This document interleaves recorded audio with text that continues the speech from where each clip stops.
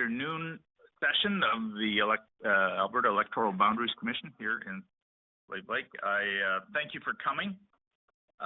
We've got a cozy room and just the right size for it. By way of introduction, my name is Justice Dallas Miller. I'm the chairman of the commission. And I wanted to take a moment to introduce the rest of the commission. To my left is Susan Sampson, a longtime resident of Sylvan Lake and an experienced municipal council member and former mayor of Sylvan Lake. Susan and her husband operated a business in that community for some time, and she has volunteered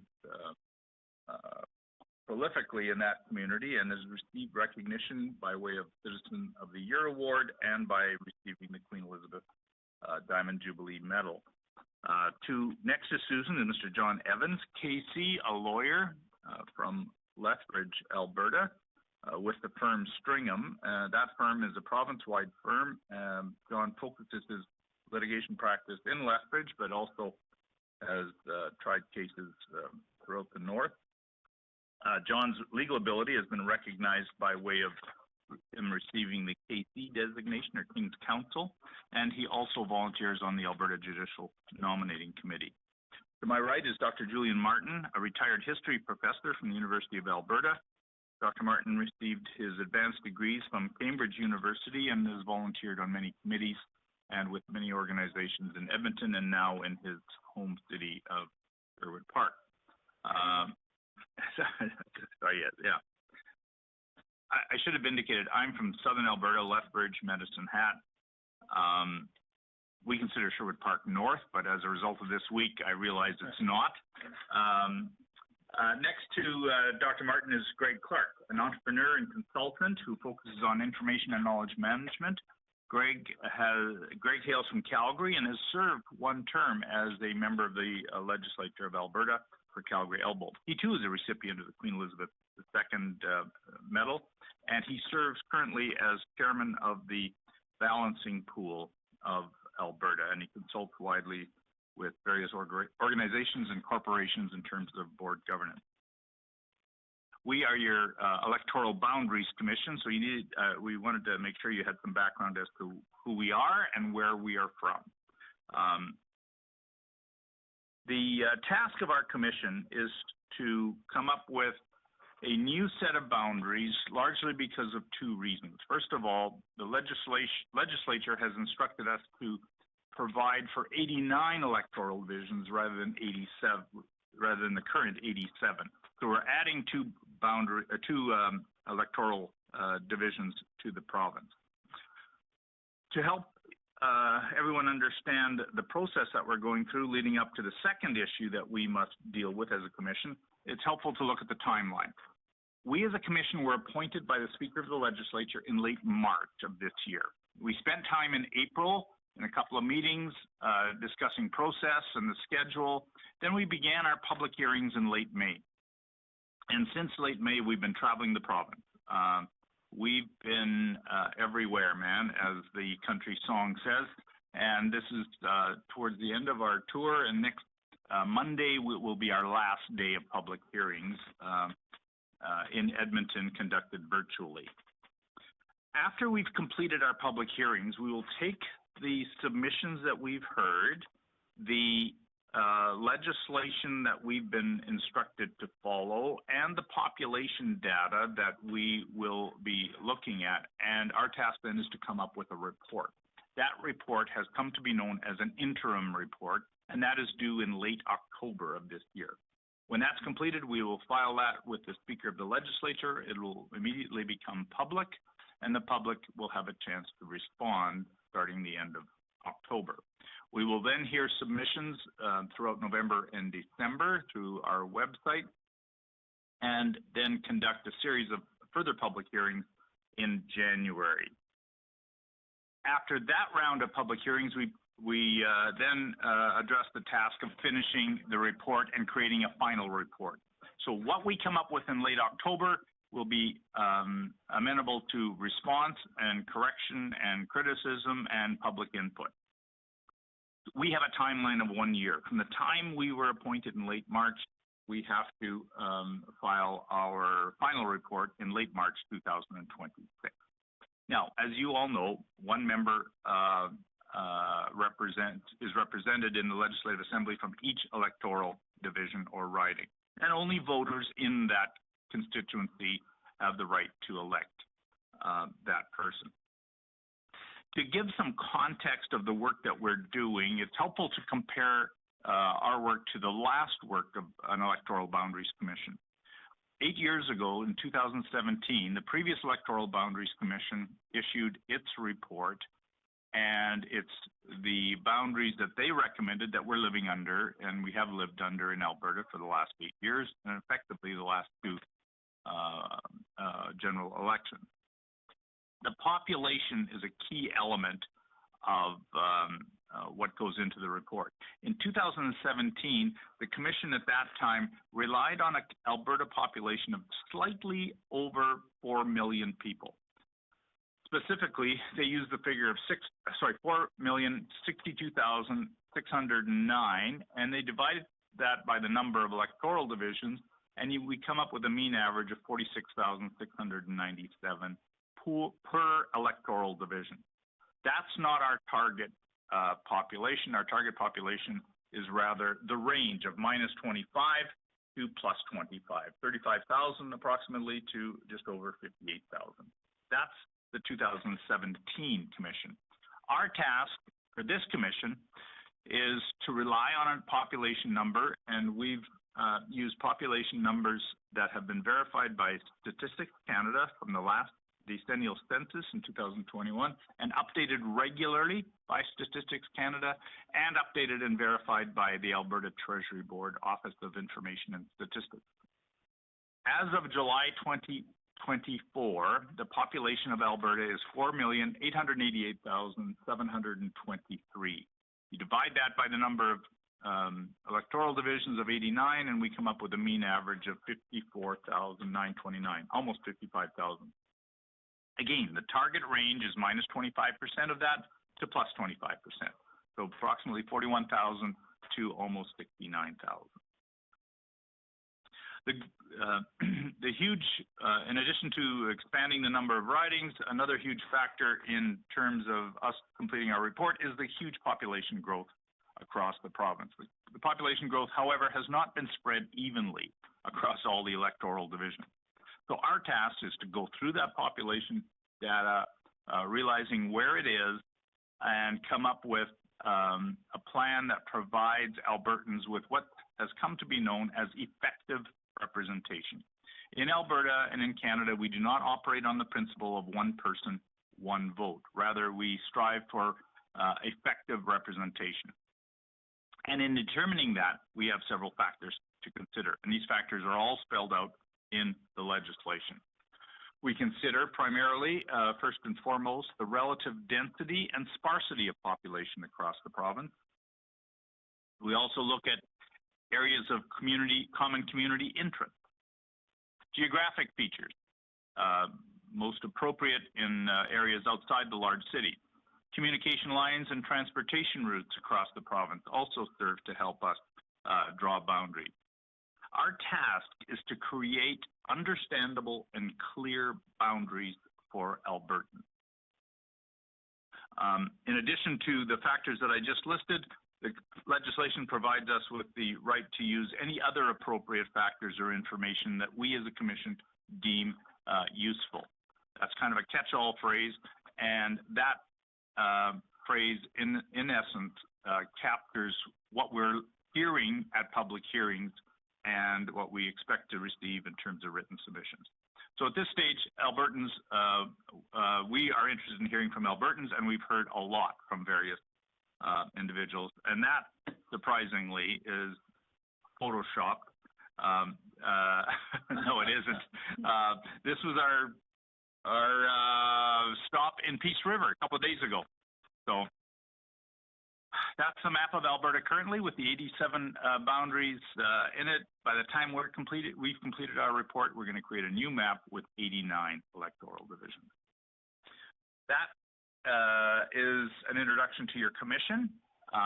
We have opened this up for the public, and today we have Mr. Ken Vanderwell scheduled and registered to present So Mr. Vanderwell, can you just please come forward? I do have one question.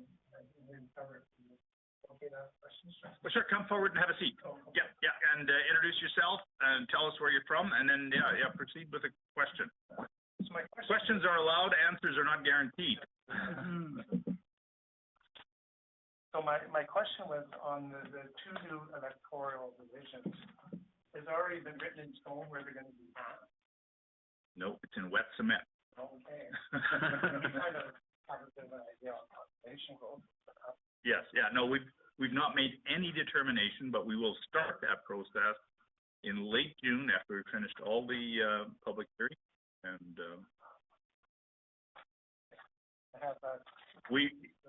it warms our heart when we see a presenter bring out maps, sir. So thank you. Great, thanks. Well, sorry, one other thing I should say in relation to this particular area of the province is the provision under what we call Section 15(2) of the legislation. And you've already queued on to that, sir, so I'll let you tell us what you wanted us to hear in your presentation. Great. Okay.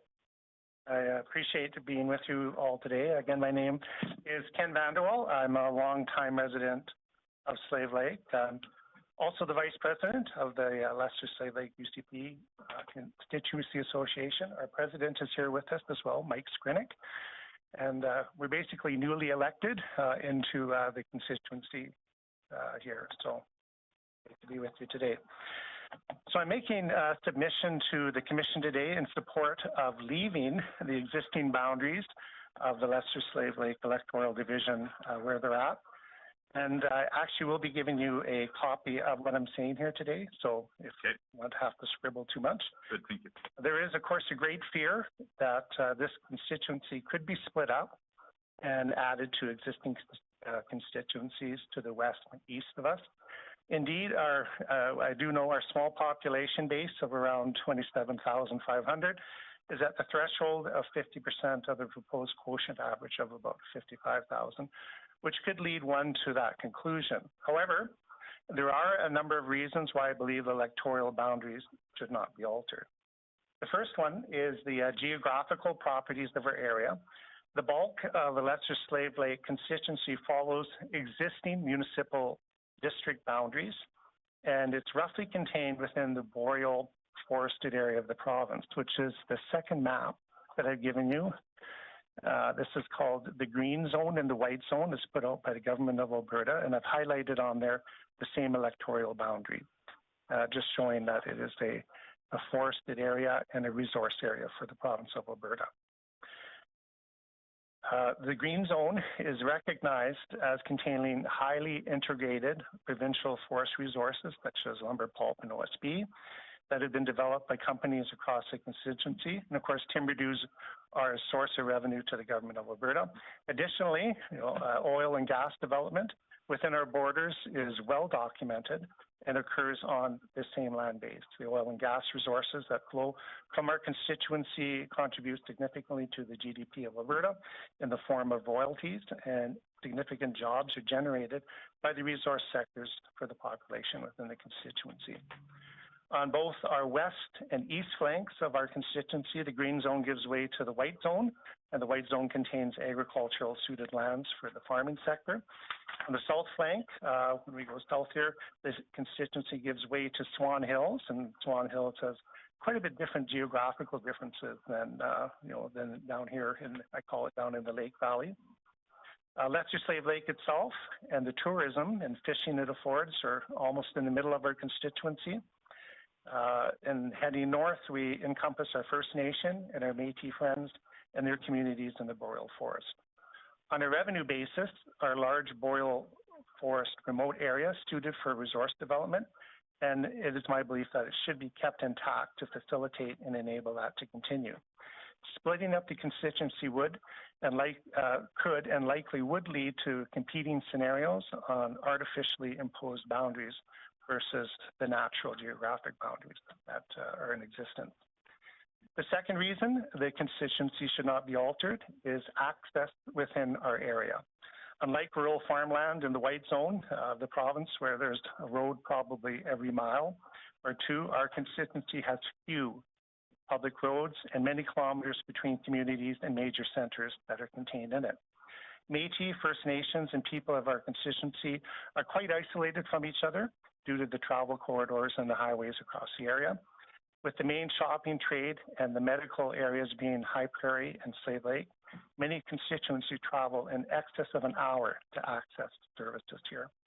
Highway 2 runs across the constituency from the east to the west, servicing Slave Lake and High Prairie. Highways 88, 754, and 750 basically run north and south, roughly the middle of the constituency, and they service Wabasca, Red Earth, and the various First Nation and Métis settlements. The third reason I believe the constituency should not be altered is our large Indigenous population and the Treaty 8 trading and traditional land areas. So our constituency contains an Indigenous identity population of 54%. So over half the people within our constituency have an Indigenous identity.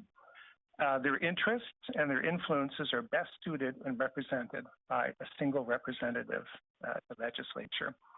11 First Nation bands are based in the Lesser Slave Lake Electoral District. There's the Big Stone Cree Nation, Driftpile First Nation, Papuano First Nation, Loon River Cree Nation, Lubican Lake Indian Nation,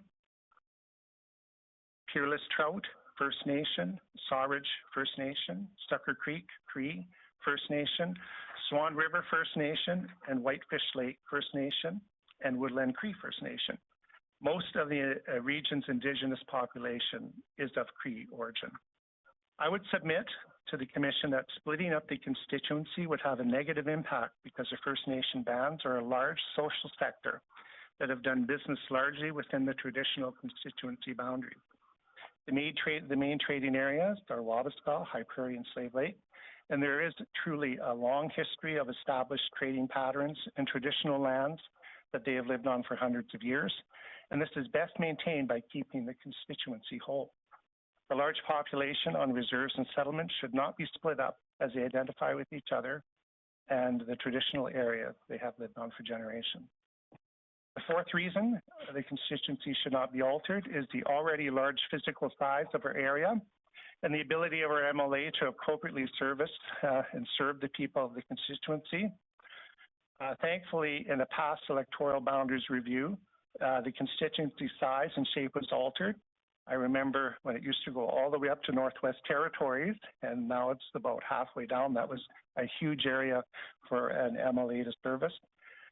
So in its current position, it's really important that a representative can do face-to-face meetings with constituents, and an overly large constituency area-wise would make this very difficult.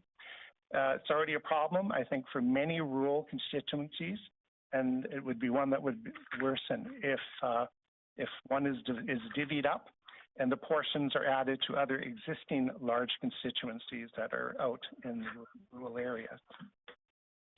The fifth reason the constituency should not be altered is that it would diminish the rural voice and interest within the Alberta government. Oftentimes, we have seen a tug of war between the elected urban and rural constituency representatives on various issues.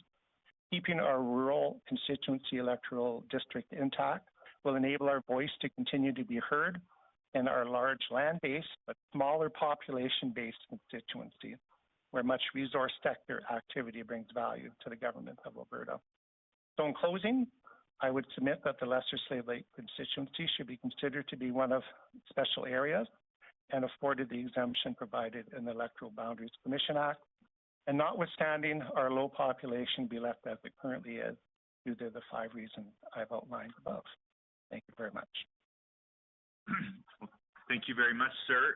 It's been our custom to engage with the presenters, and I know there's not been one session where we've had no questions or dialogue or discussion. So I'm going to start with Mr. Evans. Any comments or questions that you have for this presenter?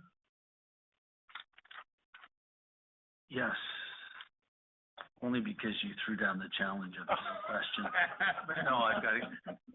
In terms of the the indigenous population, the Cree Nations, the various ones that you named off, their interaction would be mostly in terms of federal government with their MP rather than the MLA or the municipality. Is that your understanding?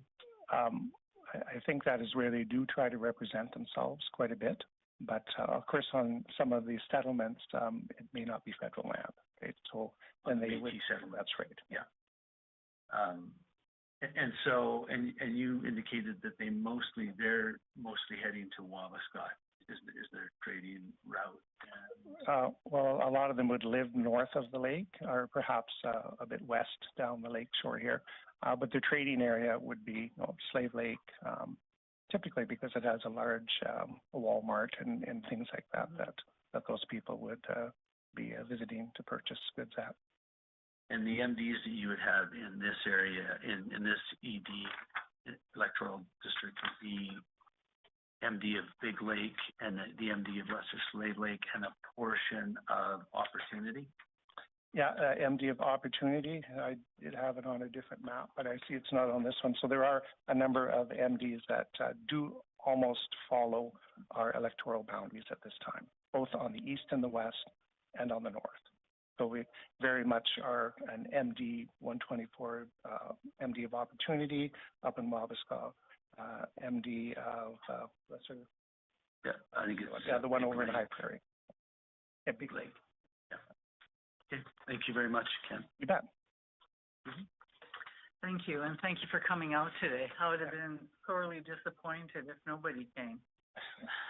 So, on that note, we had a really good presentation yesterday when we were in Grand Prairie, and I wanted you to further expand on how important it is, because you have made it very clear you don't want to see the riding be split up to enhance the numbers in the other ridings. Right.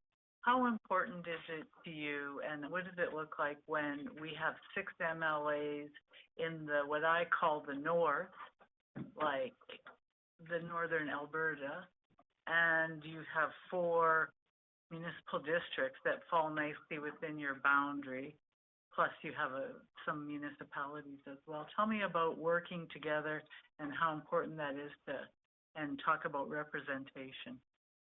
Yeah, I'm still not quite sure what your question is. My question is, tell me, do you work well?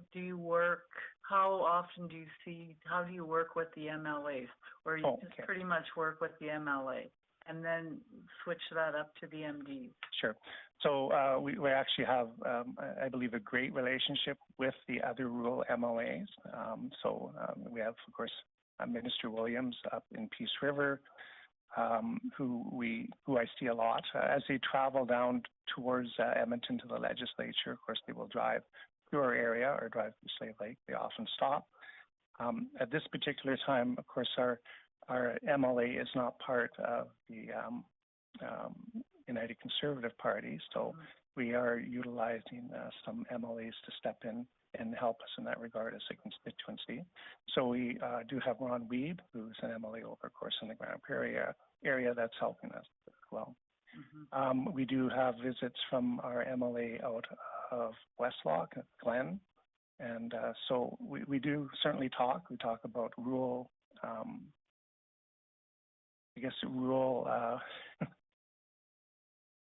don't want to say events, but I guess rural events as well as rural areas, things that go on within the rural areas of the province here. I can't think of the word right now, but so there certainly is talk amongst ourselves as a constituency and our MLAs here. On the MD front, so mostly I live in Slave Lake, so when I am dealing with the MD, I typically am dealing with the municipal district here in Lesser Slave Lake. If you're over in High Prairie, then you'd be dealing with the MD over there. I don't see any real animosity between the MDs at all. I mean, we're all trying to work together. We're all trying to make a living. We're all trying to help our people be able to afford life in Northern Alberta. So I don't see any true issues there, Susan. Okay, thank you. Yeah. quick question, where does your MLA have his or her office? So it's right on Main Street In here. Slave Lake, In Slave Lake, yeah. So no other satellite office or anything like that? Not that I know of, no. Okay, Dr. Martin? Thank you, and thank you for the maps. I'm staring at one that just highlights the very large number of Indigenous band land allocations and all the numbers. It's a huge spread of different communities. Right. And I can well take your point that they wish to cohere rather than be split, as it were. And the roadways work to that effect as well. There's not very many of them. Right. And they're well traveled. 88 is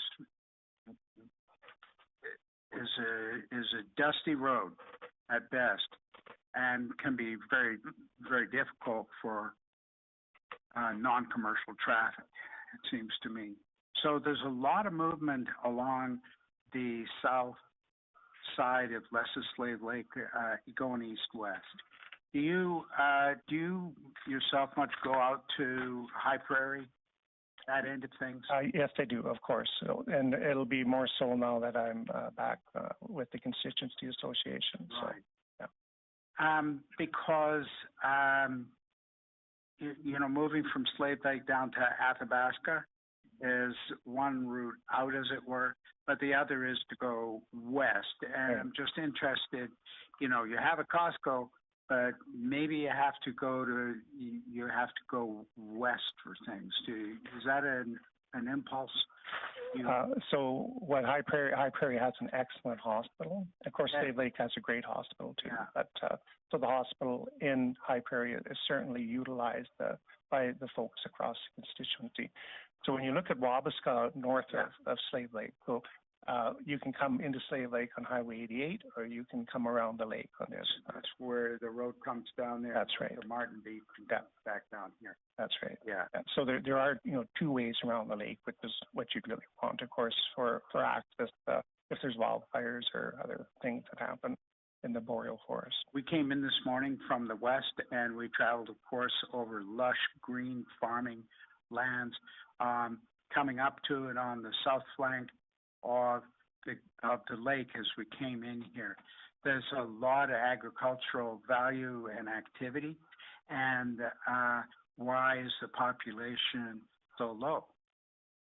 Over in that part of the world? No, just in the riding as a whole, Oh. It's been notoriously low, Yeah. to be frank, and I'm sure you know that. And all the mitigating factors you listed are excellent factors.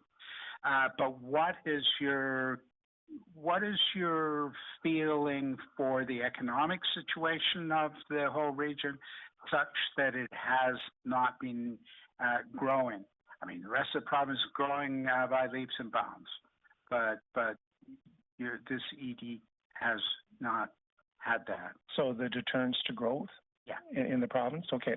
No, Or within our in the area ED. here, yeah. Right. Within our area here. So our major industries, of course, are oil and gas. Yeah. And their second major industry then would be forestry. Yeah. Third industry in the area, I believe, would be agriculture. So, and that's more on the flanks of the outside of the electoral division. So forestry, I had mentioned, is an integrated operation within our province. So I run one of the forestry mills here on behalf of our family. So when I say integrated, well, if the trees don't burn and you actually can harvest them, of course, we make dimensional lumber, but the chips that we produce, the round edges of the trees, we ship those to East River. Maybe we ship them over to Whitecourt. Maybe those chips go to Alpac. So that's integrated operations. So they rely upon us for that input for their pulp purposes. When facilities are operating on the land base, of course, the hardwood or the poplar and the spruce grow together.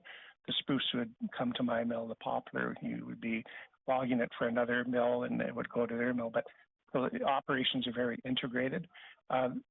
the reason the forest industry is not going to really grow within our area anymore is that 100% of the annual allowable cut has been basically designated to facilities. So that's what it supports. The only way to grow that moving forward would be to put more trees in the ground, and then you can grow, the stock that you need to increase the industry. There is an opportunity, of course, for secondary manufacturing.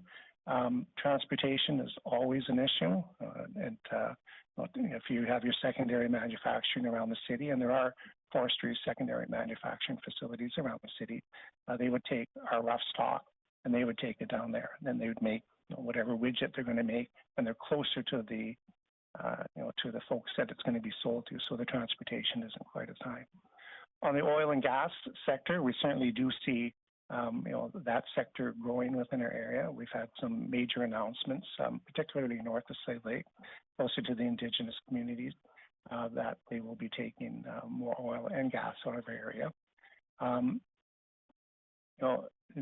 So we see growth around that. We see growth in the Aboriginal community for great paying jobs coming out of that resource sector.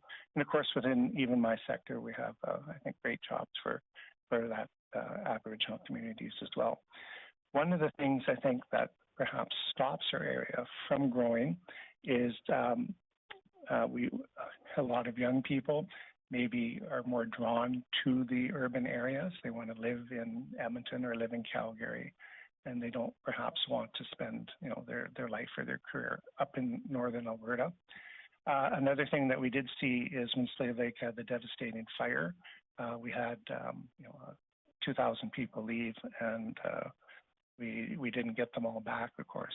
So that fires like that, fires Fort McMurray, Slave Lake. We see some of the fires that happened in the last couple of weeks impact those communities if people don't have a place to live, and they've been uprooted once, and they may decide, hey, I'm going to live down in an urban area rather than up in the rural areas. So those are, I don't know if I answered your question completely, but those are some of the opportunities I see. Oil and gas can grow. Forestry, I think, is basically tapped out. And tourism, of course, can grow too, but there has to be money that's put in for those type of things. That's very helpful. Thank you. Yeah. Clark, thank you. Yeah, I've got a few questions, and just again, thank you very much for being here. You bet. The real gift for us of being able to travel the province is, one, we just get to see all different corners of Alberta, right, which is a real gift, and we're pretty lucky to live in the province we do when we do. And just to hear from people who live in the community, literally know the lay of the land. It's one thing to look at it on a map, but it means so much more when we come to actually visit and talk to folks in person. So I want to thank you for coming. You bet. Couple of questions. I want to pick up on the question on sort of Indigenous representation. You said 54% of the constituencies. Right. Yeah. Those were stats that I did look up. Yeah. So well, they're pretty even accurate. indicatively, right? It doesn't need to be perfect. Sort of, sort of order of magnitude. That's helpful information. Even if there's a federal responsibility there in most cases, or in a lot of cases, I presume that a lot of those kids go to schools, public schools, use healthcare facilities, social service, like those sort of provincial. So can you maybe talk a bit about that? Is it a blend of the federal and the provincial, and what's the impact of that on the MLA's job? So I've been around long enough that we did have Pearl Callahason was one of the first Aboriginal women that was our MLA for a very long period of time.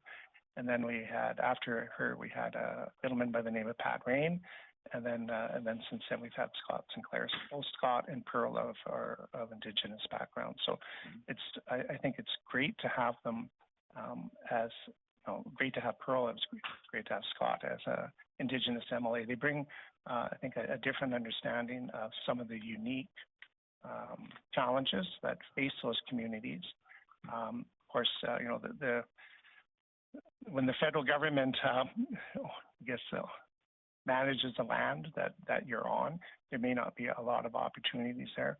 So we certainly do see, a lot of the more business-minded Aboriginals perhaps moving off of the reserve into areas where they can make a decent living and they don't have to rely upon the federal government.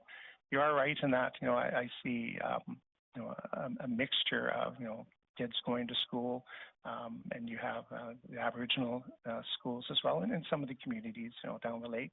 I think they're well-run ventures, and they do fall, of course, under the province of Alberta. Yeah.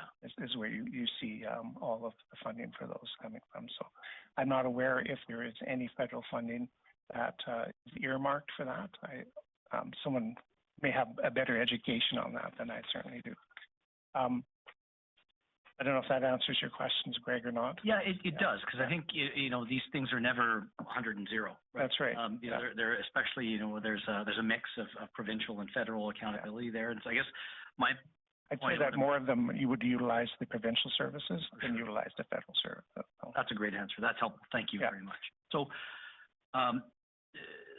changing topic then, as you see from the map, the number 27,442, and you'd alluded to the 50% plus or minus.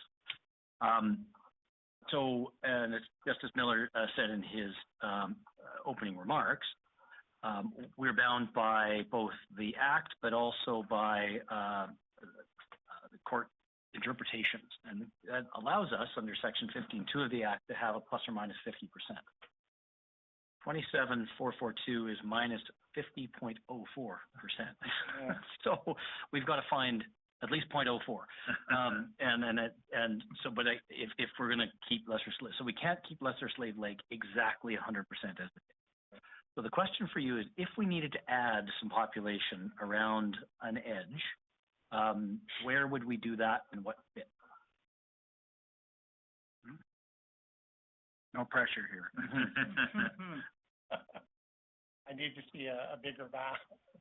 Maybe I'll ask a specific question. So if we were to go down Highway 43 west a little bit, you've got Fawcett, Jarvie, down in that area. Yeah, and it's a question, I guess, of how far you go. Right? We don't need a whole bunch of population. We want to be cautious of borrowing too much from neighboring. Down into the West Walk area. Yeah. If those were things that we were, so I'm actually thinking west on 43. My map's being slow because why wouldn't it be? There we go. Like go past High Prairie, west of High Prairie. Oh, west. Okay. Yeah, west of High Prairie, little place, Maurice Lake is a lake. Doesn't look like there's a lot of people around there. But places sort of, that's sort of one option if I was to think about just look, and I'm just looking at this not at all knowing the community, not at all knowing the connections, the land. Yeah, this is Central Peace Notley, which that's similar. McLennan is fairly, right. So that has a similar challenge in terms of its population. Not quite as acute, but not great either. So I guess the question, if we were doing some balancing, would it make sense? We also, in the past, you'd noted it used to go a little further north, which you're thinking, how far north can we go? Great question. How far north can we go? Oh, it used to be right up to Northwest Territories. Yeah, I see it in the 2010. It didn't quite go all the way up there. It didn't quite go to Lacrete. Sort of went towards Lacrete and then took a sharp left turn there. Yeah. So I guess part of a big part of this, and again, effective representation in Canada means we can have big differences. Right. So the stat I used last night in Grand Prairie was Lesser Slave Lake and Central Peace Notley are about 55,000 people, those two constituencies combined. Calgary Northeast is 85,000 people. So we've got some challenges, right? That's right. You can drive around the Calgary in half an hour in that constituency, and you'll hear 8 or 9 languages, right? So each of these has their own challenges, and I don't want to.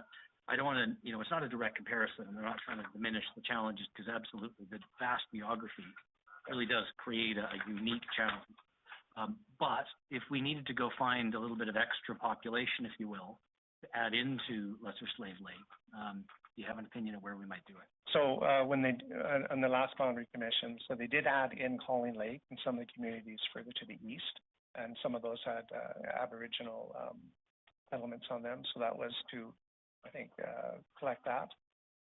So I would see us going further to the east. To the west, I may ask I don't know if my president can make any comments on that. He may have a little bit more knowledge than I do on the west side, so if that's allowable. Absolutely, we'd love to hear from you. Absolutely. Just grab the mic, you can stay there as long as you grab the mic so we can pick up the audio. Currently, right now, MD of Lesser Slave River is split to the south. So, it in the Flatbush region, which is still in this MD, they are represented by the MLA out of Westlock. So that may make some sense to bring them back into the fold of this constituency. I served on the MD Council for 13 years, and so I'm familiar with that quite a bit, that we had a split region with that. And which MD is that? MD of Lesser Slave River 124. That's the one surrounding Slave Lake here to the... Oh, I see. Yeah, yeah. It just goes a bit south there, almost toward...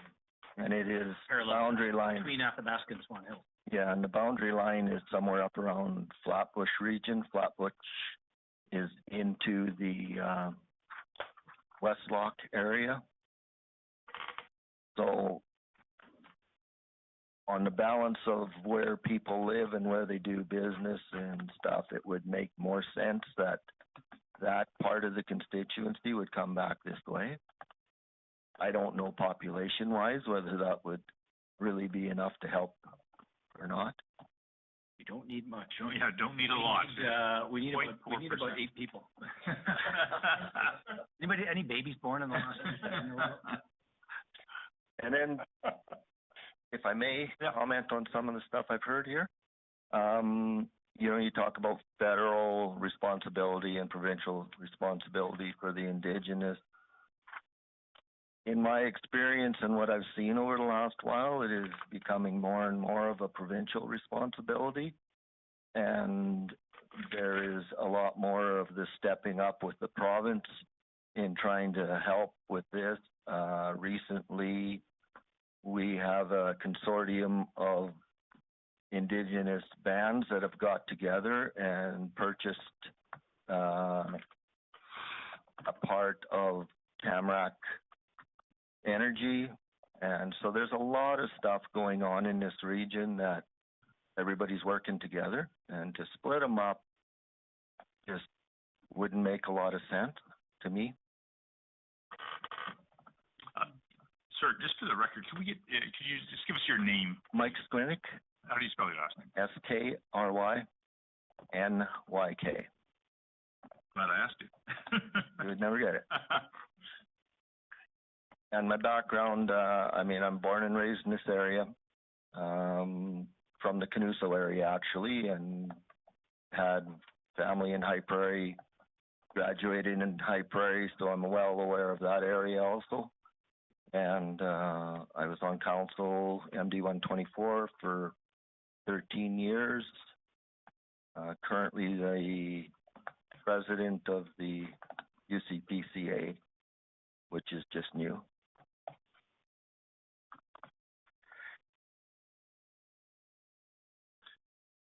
So this is Pearl Callahason's old constituency? That's right. Yes. Her name came up in Edmonton as being a true mentor and someone that cultivated younger people to get involved in politics. Yeah. So, yeah. Yeah, actually, I run into her and her husband at Walmart once in a while, so they still live on the lakeshore here. I have one question. Well, I probably have more, but I'm looking at the boundary and going along what my colleague Greg is asking. Can you tell me anything about Kimiwan Lake and the McLennan town or whatever it is on the western boundary of Lesser Slave Lake? Is there any significant population or tie? I see the boundary goes right through the lake itself. Yeah, I'm not aware of that. I know that there's a fairly large French community over in that area, in Flair, and Guy, and McLennan. Yeah, Flair, they show it on the map here, Yeah. Flair, Donnelly, McLennan. That's right, yeah.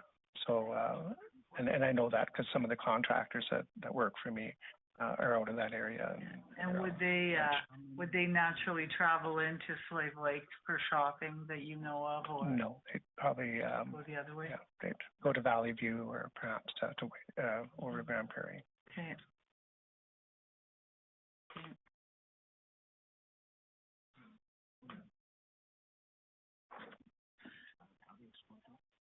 just to, Dr. Martin's point there on why the population has difficulty in growing.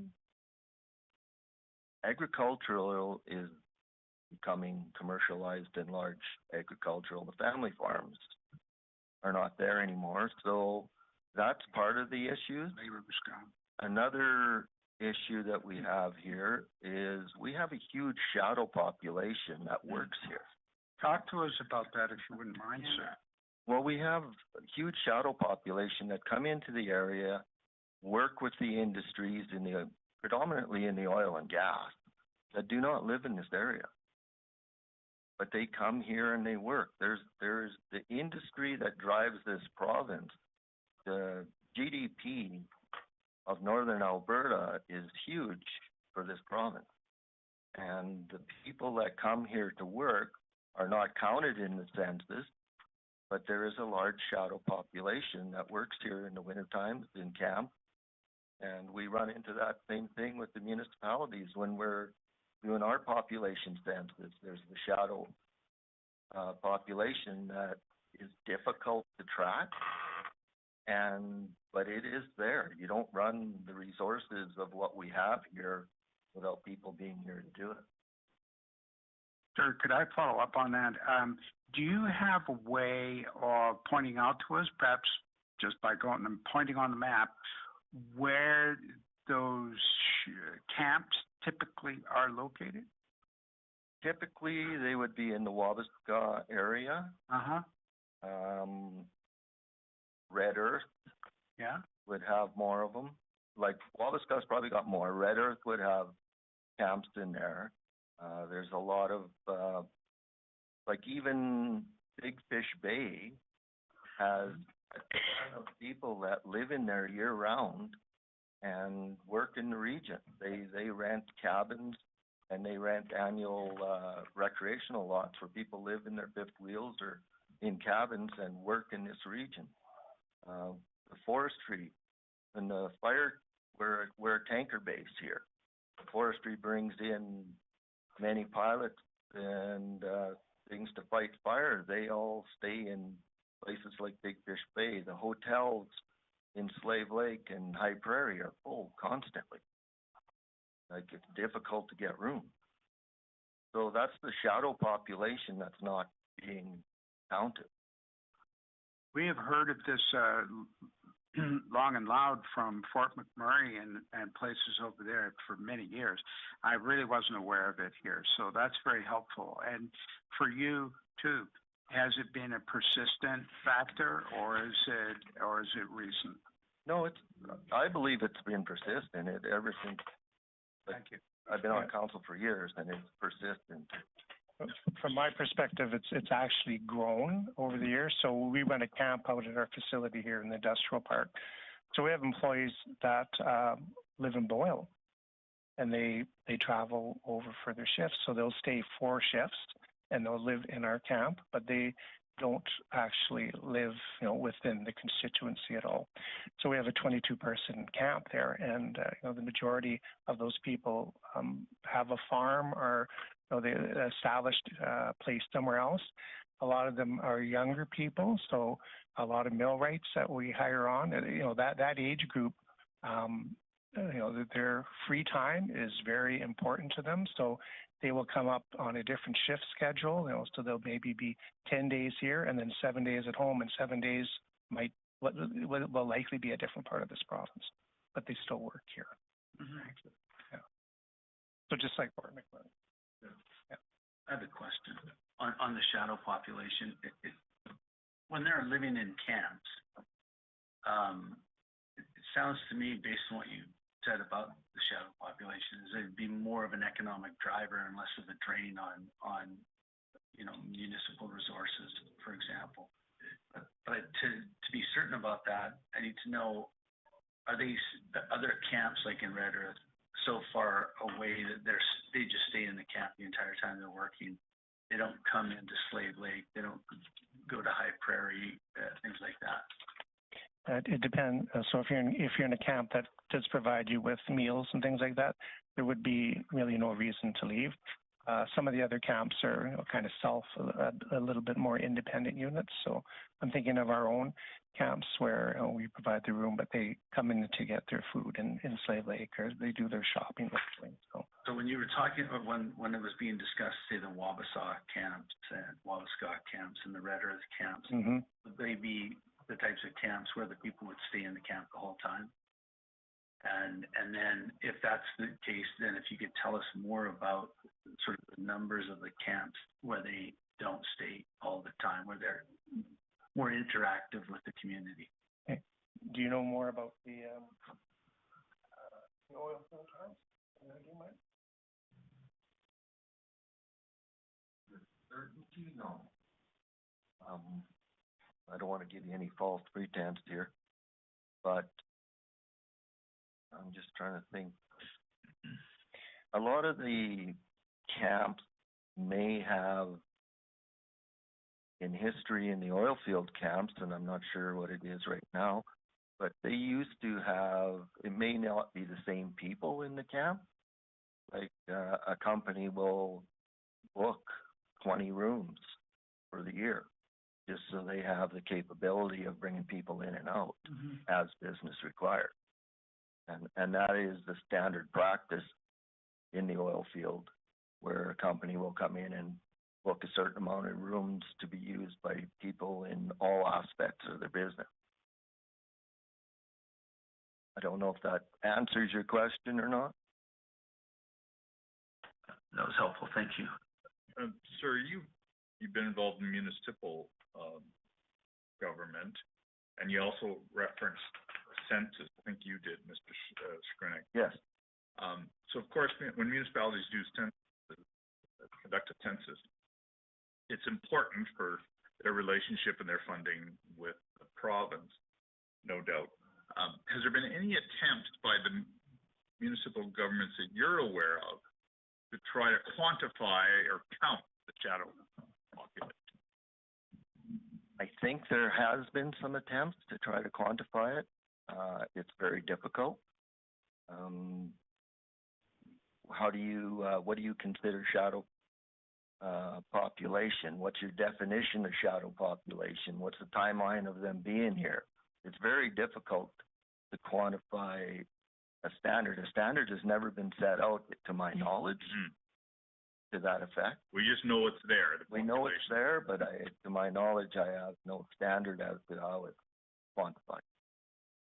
A prime example, Justice, would be, so over in High Prairie, the Toco Mill had a fire a number of years ago, and then they've just recently started operations again. They would have had a large shadow worker contractor population that would have come into High Prairie and area to actually help rebuild that mill. And then, of course, once it's up and running again, then it would go back. Can I just make one comment? What I heard yesterday that really resonated is that, and it applies so much more importantly here in this riding, is that you have a large shadow population, but they're not counted anywhere.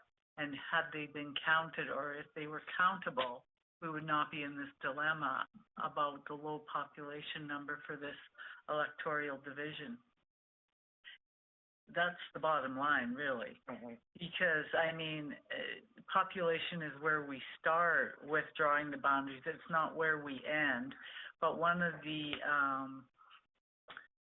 items that they said, you know, we look at communities of interest and geographical and boundaries that are clear and understandable, and any other factor that we find relevant.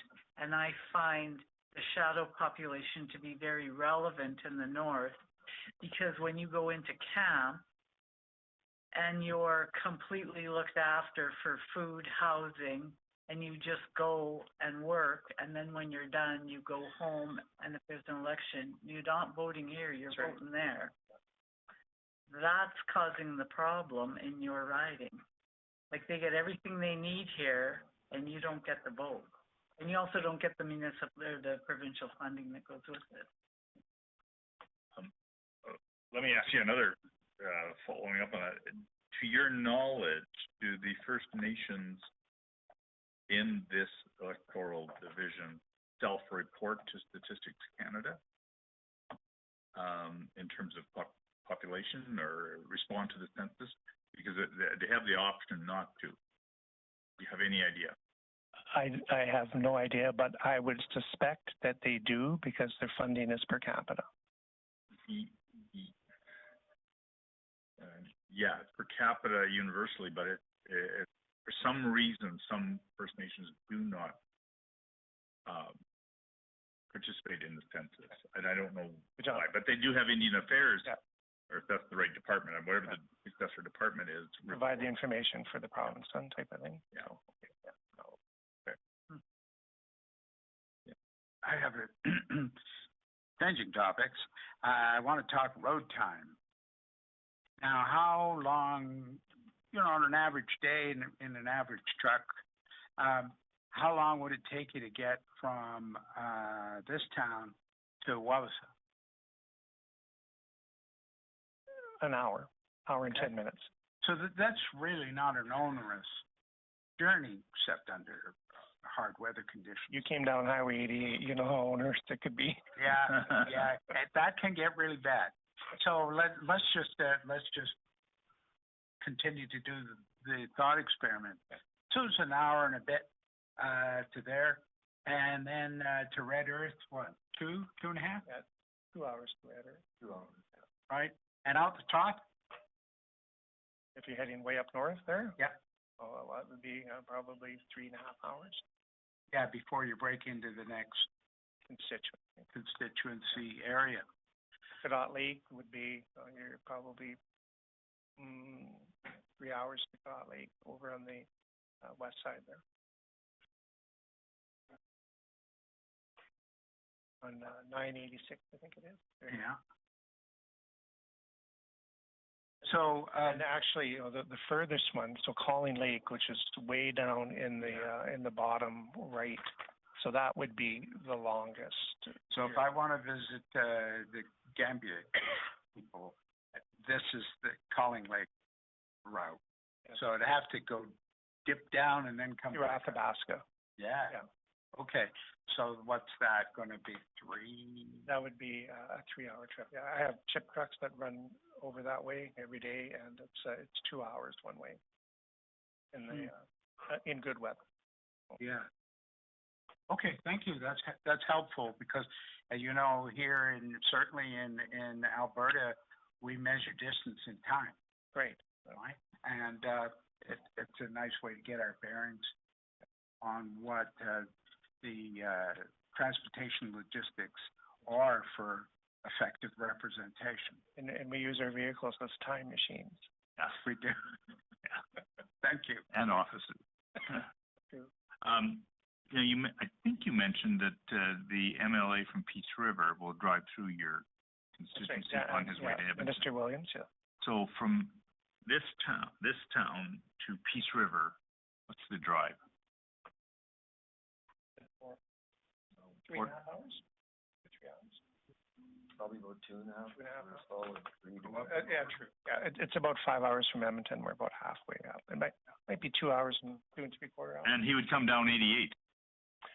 No, he'd come through High Prairie, probably. Oh, okay. He'd come down to Valley View. Much better highway that way. He'd come down through Valley View. Now, Dan could also come down 88 as well if he decides to go through Lacrete. So, right, which is in his. That's right. Actually, now we go back to that, and this may be a foolish, non-educated question, but we heard in Peace River that the government is making available some forestry land to be turned into agriculture. Right. Any talk of that here? Oh, yes. Yeah. Oh, is there? Yeah. Well, tell us about that. So actually, our company and my dad had a great vision. We own, we're the largest private land owner of, or largest owner of private land that a forest company owns. So we've planted trees on those land.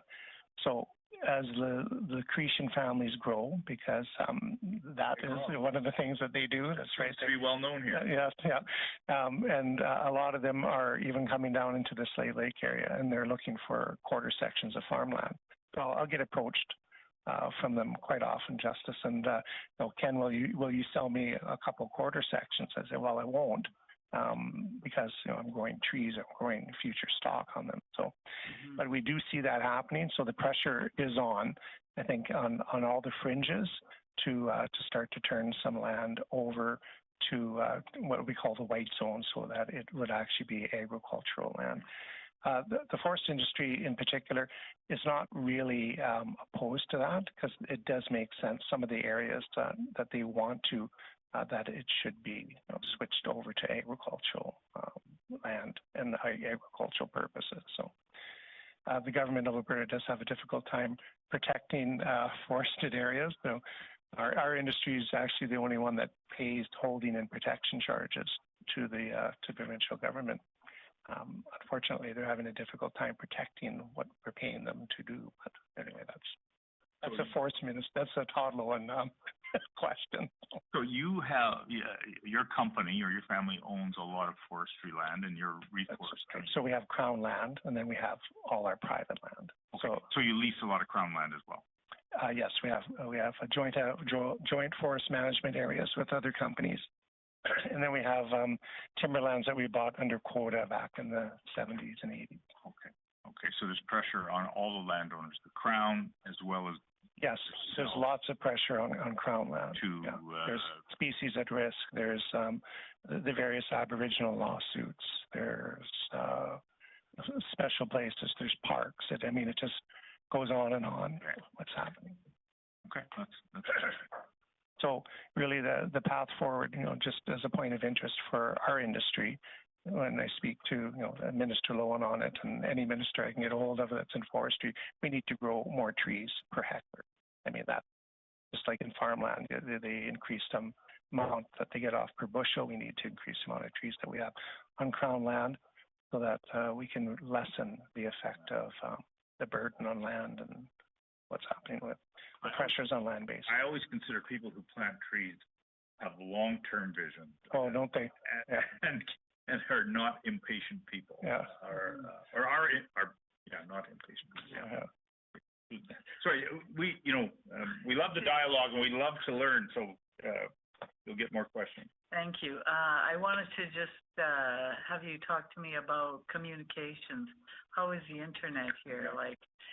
There was a reference to having meetings in your vehicle when you're on these long trips. Can you do that? Can you get Bluetooth when you're driving?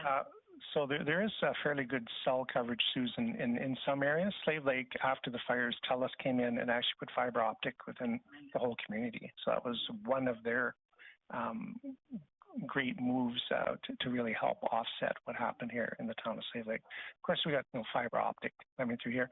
I have noticed a lot of fiber optic even out in the industrial park areas now that are 12, 15 kilometers out of town. So I do see that there.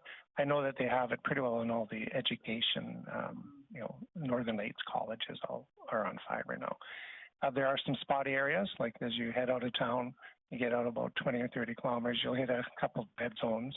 But by the time you're around the Fawcett area, which we had talked about earlier, the cell coverage is pretty good. That helps you. Yep. Okay, so the message you want us to hear is you're a special electoral division. You know that you're on the Point four, you said, right? Yeah. 241. Yeah. So your mission. 18, there just need to be people. Okay.